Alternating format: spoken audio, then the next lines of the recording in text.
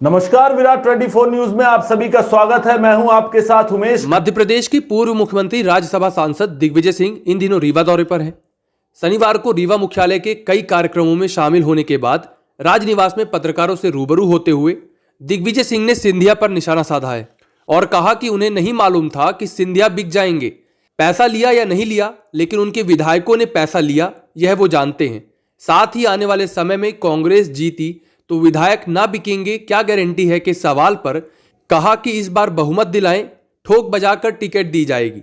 श्री सिंह ने कहा कि प्रदेश के साथ साथ रीवा में आदिवासी समाज के लोगों के साथ अन्याय हो रहा है। श्री सिंह ने कहा कि कांग्रेस में 27 विधायक आदिवासी हैं, जिनमें से एक विधायक बिसाहूलाल थे जो बिक गए। बाकी के ऊपर भी करोड़ों रुपए का दांव लगाया गया, लेकिन पैसे को महत्व नहीं दिया गया। उनके साथ अल्पसंख्यक और आदिवासी समुदाय का विश्वास है। दिग्विजय सिंह ने अपनी बात रखते हुए पत्रकारों के सवालों का क्या जवाब दिया, आइए सुनते हैं। देख रहे हैं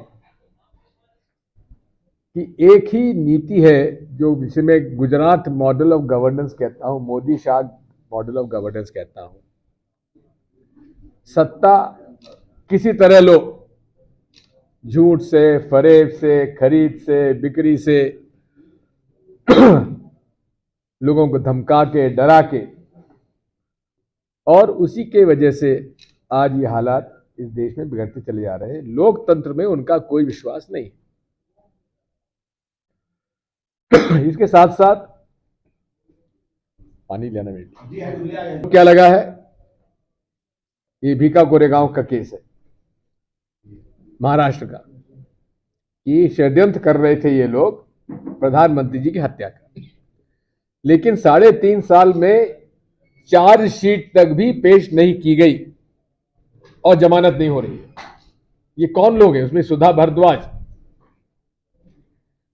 जो कि जिनके पास अमेरिकन सिटीजनशिप थी, वो अमेरिकन सिटीजनशिप छोड़ के आईआईटी कानपुर से उन्होंने ग्रेजुएशन किया था और सिटीजनशिप छोड़ के आदिवासी क्षेत्र में, छत्तीसगढ़ के आदिवासी क्षेत्र में आदिवासियों की लड़ाई लड़ने लगे। उनको भी जेल भेज दिया गया। बड़ी मुश्किल से उन्हें बेल मिली 3.5 साल बाद, और फिर भी ये कहा कि आप मुंबई छोड़ के नहीं जाएंगे। जिस प्रकार से ईडी, आईटी और सीबीआई का उपयोग किया जा रहा है, मनीष सिसोदिया जी का केस ले लीजिए या कविता जी का केस ले लीजिए, आप जांच करिए। लेकिन जब मनीष सिसोदिया के घर पे कुछ पाया नहीं गया तो फिर उनको एक अपराधी के रूप में जेल क्यों भेज दिया गया? संविधान और सुप्रीम कोर्ट का निर्देश है, बेल इज अ राइट। जमानत हर व्यक्ति का अधिकार है, लेकिन बेल डिनाई किया जा रहा है। आप जितनी जांच करना कर लीजिए कि जेल भेजने की आवश्यकता क्या है। और जिन लोगों के करप्शन चार्जेस हैं, वो अगर भाजपा में चले जाए तो साफ हो जाता है। चाहे हेमंत बिस्वा शर्मा हो, चाहे अधिकारी जी हो जो हमारी तृणमूल कांग्रेस के नेता रहे, चाहे नारायण राणे हो, ये सारे वो लोग हैं जिन पर ईडी, आईटी, सीबीआई के केसेस थे, करप्शन के चार्जेस थे। लेकिन भाजपा में जाते ही उन्हीं केस खत्म कर दिए गए। तो जिस प्रकार से गंदे कपड़े वॉशिंग मशीन से साफ हो जाते हैं, उसी तरह से कोई भी आरोप हो राजनेता के खिलाफ जो भाजपा में नहीं है, भाजपा ज्वाइन करिए और सारे आरोप समाप्त, सारे गुनाह माफ। पूरे तरीके से लोकतंत्र पर आज खतरा है, भारतीय संविधान पे खतरा है। जहां तक मध्य प्रदेश का सवाल है, ये भी अजीब बात है जब भाजपा आती है तो बिजली के बिल बढ़ जाते हैं, कांग्रेस आती है तो घट जाते हैं। उदाहरण के लिए 10 साल तक हमने बिजली किसानों को मुफ्त में दी, गरीबों को बिजली मुफ्त में दी। भाजपा आई, बिजली के बिल लेने लगी। कमलनाथ जी की सरकार आई, किसान का जो बिल था बिजली का वो रह गया हाफ, और जो डोमेस्टिक लाइट थी, घरू लाइट थी, उसका भी ₹1 प्रति यूनिट कर दिया गया, 100 यूनिट तक। और आप खुद इसको महसूस करते होंगे कि आपके घरों में भी बिजली का बिल जो 1000, 2000, 3000 तक आता था, कमलनाथ जी की सरकार में वो बिल रह गया था 200, 400, 500 तक। मैं गलत तो नहीं कह रहा हूं। इसी के साथ साथ सरकार गई, फिर बिजली के बिल ऐसे ना आने लगे। मुझे अभी एप्लीकेशन मिली कि साहब हमें 400, 500 का बिल लगता था, 2500, 3000 का बिल महीने का आ रहा है। क्या कारण है कि भाजपा आती है, कर बढ़ा देती है। पेट्रोल डीजल पर जहां सेंट्रल एक्साइज टैक्स डीजल पर ₹3 हुआ करता था, आज ₹32 है सेंट्रल एक्साइज टैक्स। पेट्रोल जो ₹9 हुआ था वो आज ₹34 प्रति लीटर है। लेकिन धर्म के नाम पर वो हर चीज माफ हो जाती है। खतरा बताते कि हिंदुओं एक हो जाओ, धर्म खतरे में है। अयोध्या जी में राम मंदिर बनाने का किसने विरोध किया? कांग्रेस ने कहा था अदालत का फैसला है उसका मानेंगे, माना गया। हम सब लोगों ने चंदा दिया उसमें। शिवराज सिंह जी ने 1 लाख रुपए का दिया, मैंने 1,11,000 का दिया। लेकिन ऐसा कहा जाता है कि अगर भारतीय जनता पार्टी नहीं चाहती तो भगवान राम को तो शरण ही कहीं नहीं मिलता। बात यही है, इन्हें हर चीज पर उनको हिंदुत्व को खतरा दिखता है। उन पे मुकदमा दायर करने के लिए नरोत्तम मिश्रा जी उधार बैठे रहते हैं।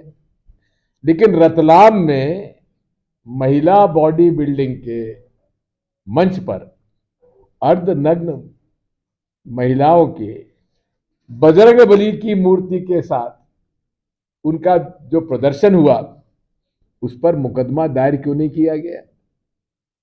पठान के फिल्म में दीपिका पादुकोणे के एक ड्रेस पर तो पूरे देश में एक बहुत बड़ा मुद्दा बना दिया। लेकिन हनुमान जी के सामने इन महिलाओं का जो प्रदर्शन हुआ, उस पर ये हिंदुत्व कहां गया? हमारी विश्व हिंदू परिषद क्या कर रही है? आरएसएस क्या कर रही है? बजरंग दल क्या कर रहा है? तुम्हारे बजरंग जी के सामने इस प्रकार का प्रदर्शन हो रहा, तुम चुप क्यों बैठे हो? नरोत्तम मिश्रा जी, मैं आपसे पूछना चाहता हूं कि आपका विवेक कहां गया? आपका हिंदुत्व कहां गया? आपके गृह मंत्री का जो अधिकार है वो कहां गया? मुकदमा दायर करिए भाजपा के विधायक पर, रतलाम के भाजपा विधायक पर जिसने आयोजन किया, भाजपा के महापौर पर जिसने आयोजन किया। क्यों नहीं करते हैं? ये केवल धर्म के नाम पर ये आडंबर रचकर शोषण करते हैं लोगों का। साथियों, इस पार्टी की हम लोगों की पूरी तैयारी चली हुई है। जनता में भयंकर नाराजगी है और कांग्रेस पार्टी पूरे हिम्मत के साथ और एकजुट होकर विधानसभा का चुनाव लड़ेगी और लड़कर जीतेंगे। जीतू पटवारी जी हमारे बीच में मौजूद हैं। एक उभरता हुआ हमारा युवा राजनेता है मध्य प्रदेश का, कांग्रेस पार्टी का, यूथ कांग्रेस के अध्यक्ष रहे, मंत्री रहे। कॉमरेड हमारे गौतम जी स्पीकर साहब हमारे मित्र हैं, मेरी मित्रता है उनसे।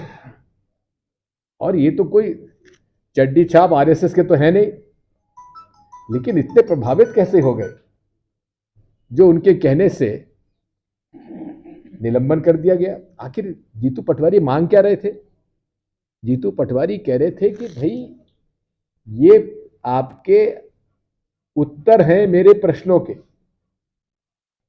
दो प्रश्न क्या थे कि भारतीय जनता पार्टी के आयोजनों में मध्य प्रदेश सरकार ने खर्चा किया, क्या जनता का पैसा क्या पार्टी के आयोजनों में खर्च किया जा सकता है?